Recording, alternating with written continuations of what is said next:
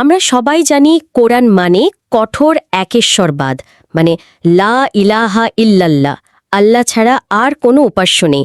এটাই তো মূল কথা। একদম ইসলামের একেবারে ভিত্তি এটা।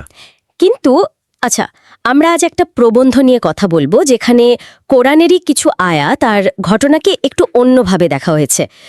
মনে হচ্ছে যেন কোথাও কোথাও বহু সত্তার একটা প্রচ্ছন্ন ইঙ্গিত আছে।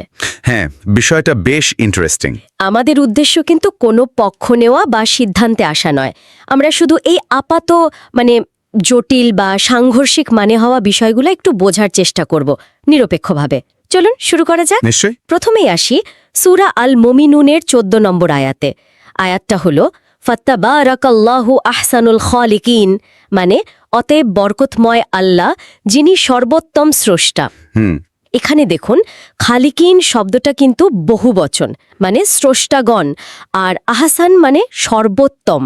তো ভাষাগতভাবে যদি দেখি, মানে একাধিক স্রষ্টা না থাকলে সর্বোত্তম স্রষ্টা কথাটা কি অর্থপূর্ণ হয়? ঠিক, পয়েন্টটাই এখানে।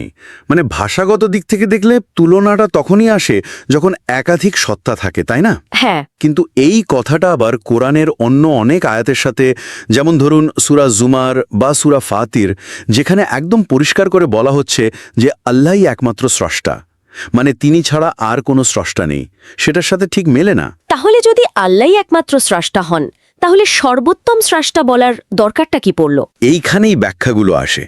একটা প্রচলিত ব্যাখ্যা আছে। হ্যাঁ, শুনেছি যে মানুষ বা ফেরেশতাদেরও তো সীমিত অর্থে, মানে কিছু বানানোর ক্ষমতা আছে, সেই অর্থে। ঠিক, বলা হয় যে মানুষ যেমন শিল্পকর্ম বানায় বা ধরুন কোনো কিছু নির্মাণ করে, সেই অর্থে তারাও একরকম স্রষ্টা, আর আল্লাহ হচ্ছেন তাদের সবার মধ্যে সেরা। আচ্ছা। কিন্তু এই যুক্তিতে মানে একটু সমস্যা আছে। আল্লাহর সৃষ্টি করা মানে একেবারে শূন্য থেকে কিছু বানানো, আর মানুষের কিছু তৈরি করা, এই দুটো কি আদৌ এক জিনিস? না, তা তো নয়। একদমই না। আল্লাহর সৃষ্টির যে ধারণা, তার সাথে মানুষের এই কারিগরি ক্ষমতা বা নির্মাণের তুলনা করাটা ইসলামী ধর্মতত্ত্বের মূলনীতির সাথে ঠিক যায় না। আর তাছাড়া তাওহীদের মূল কথাই তো হলো আল্লাহর একত্ব, তার কোনো তুলনা হয় না। ঠিক, কারোর সাথে তুলনা করাই তো শিরক। ঠিক তাই। সুতরাং আল্লাহর সাথে অন্য কারো সৃষ্টির তুলনা করে তাকে সর্বোত্তম বলাটা, এই ব্যাখ্যাটা অনেকের কাছেই তাওহীদের ধারণাকে যেন একটু মানে দুর্বল করে দেয়। বুঝলাম। আচ্ছা, এই সর্বোত্তম স্রষ্টা ছাড়াও কি অন্য উপাস্য সত্তাদের অস্তিত্ব নিয়ে কোরআনে কোনো ইঙ্গিত আছে? যেমন ধরুন তাদের শাস্তির কথা। হ্যাঁ, সেটাও একটা খুব গুরুত্বপূর্ণ পয়েন্ট। সূরা আম্বিয়াতে যেমন বলা হয়েছে, আল্লাহ ছাড়া যাদের উপাসনা করা হতো তারা তাদের উপাসকদের সাথেই জাহান্নামে যাবে। হ্যাঁ, একটা জানি। এখন কথা হলো, যদি লাত, মানাত, ওজ্জা এই দেবদেবীরা শুধুই মানুষের বানানো মূর্তি বা পাথর হয়, মানে জড়বস্তু, তাহলে তাদের শাস্তি দেওয়ার মানে কি? শাস্তি পেতে হলে তো মানে অস্তিত্ব আর চেতনা দুটোই দরকার, তাই না? ঠিক, জড় বস্তুর তো শাস্তি হতে পারে না। তার মানে কি এই যে ওই সত্তাগুলোর মূর্তির পেছনে আসলেই কোনো সচেতন অস্তিত্ব ছিল? আয়াতের সরল অর্থ কিন্তু সেদিকেই ইঙ্গিত করে। দেখুন, আরেকটা উদাহরণ দেই, সূরা মায়দা থেকে। ঈসা বা যিশুকে যখন জিজ্ঞেস করা হবে তিনি নিজেকে উপাসনা করতে বলেছিলেন কি না, হ্যাঁ, তিনি অস্বীকার করবেন। ঠিক, আর সেজন্য তাকে দোষীও করা হবে না। এর মানেটা কি দাঁড়ায়? এর মানেটা দাঁড়ায় যে সত্তাগুলো উপাসনা চেয়েছিল বা উপাসনা পেয়ে আপত্তি করেনি, তারাই দোষী, তারাই শাস্তি পাবে। এটা তো তাদের সচেতন অস্তিত্ব আর ইচ্ছাশক্তিটাই মেনে নেয়, তাই না? যুক্তিটা বেশ জোরালো। পাথর বা মূর্তির তো আর ইচ্ছা অনিচ্ছা থাকতে পারে না। ঠিক। এই প্রসঙ্গে উজ্জার ঘটনাটা মনে পড়ছে।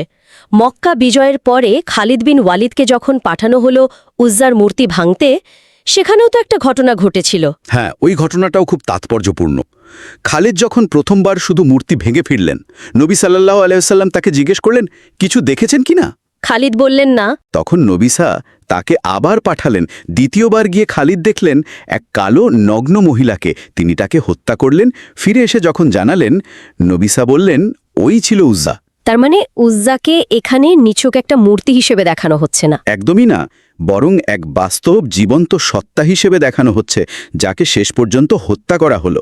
তাহলে এই সবগুলো বিষয়ে, মানে আহসানুল খালিকিন, অন্য উপাস্যদের শাস্তি, উজ্জার ঘটনা, এগুলোকে একসাথে দেখলে কি মনে হয় এটা কি ইসলামের যে মূল একেশ্বরবাদী বার্তা তার সাথে সরাসরি বিরোধ তৈরি করে?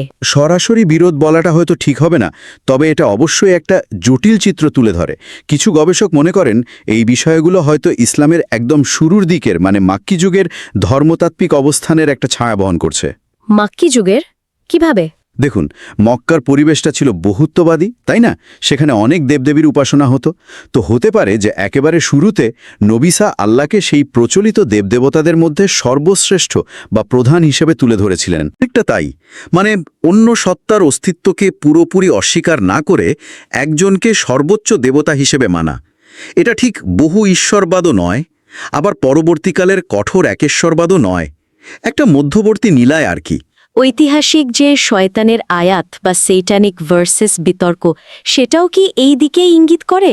হ্যাঁ, ওই বিতর্কিত ঘটনাটাকেও, যদিও এর সত্যতা নিয়ে প্রচুর প্রশ্ন আছে, কেউ কেউ এভাবেই ব্যাখ্যা করেন যে এটা হয়তো তখনকার বহুত্ববাদী পরিবেশের সাথে একটা আপসের চেষ্টা ছিল। তবে আবারও বলছি, মূলধারার ইসলামে এটা স্বীকৃত নয়।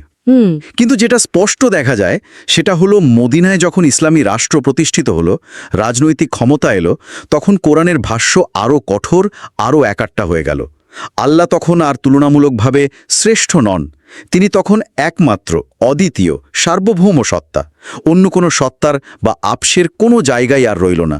আচ্ছা, তাহলে মুদ্রা কথা হলো, আমরা যে প্রবন্ধটা নিয়ে কথা বলছি সেটা দেখাচ্ছে যে কোরআনের মূল একেশ্বরবাদী ঘোষণার পাশাপাশি এমন কিছু আয়াত বা বর্ণনাও আছে যা হয়তো একাধিক সত্তার অস্তিত্বের ধারণা বা অন্ততপক্ষে একটা পরিবর্তনশীল ধর্মতাত্ত্বিক অবস্থানের দিকে ইঙ্গিত করে।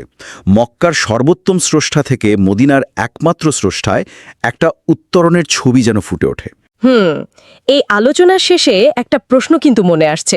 কোরআনে আল্লাহ সম্পর্কে এই যে আপাত ভিন্ন চিত্র আমরা দেখলাম, একদিকে তিনি এক ও অদ্বিতীয়, আবার কোথাও তাকে স্রষ্টাদের মধ্যে সর্বোত্তম বলা হচ্ছে বা অন্য উপাস্যদের শাস্তিযোগ্য সত্তা হিসেবে দেখানো হচ্ছে। এই ব্যাপারটা কি আসলেই সময়ের সাথে সাথে ঐতিহাসিক পরিস্থিতির প্রভাবে বিবর্তিত হয়েছে, নাকি এর ব্যাখ্যা অন্যরকম যা এই আপাত ভিন্নতাগুলোকে এক সূত্রে বাঁধে? বিষয়টা আসলেই আরও গভীরে ভাবার মতো। অবশ্যই এটা নিয়ে আরও অনেক গবেষণা আর আলোচনার অবকাশ আছে।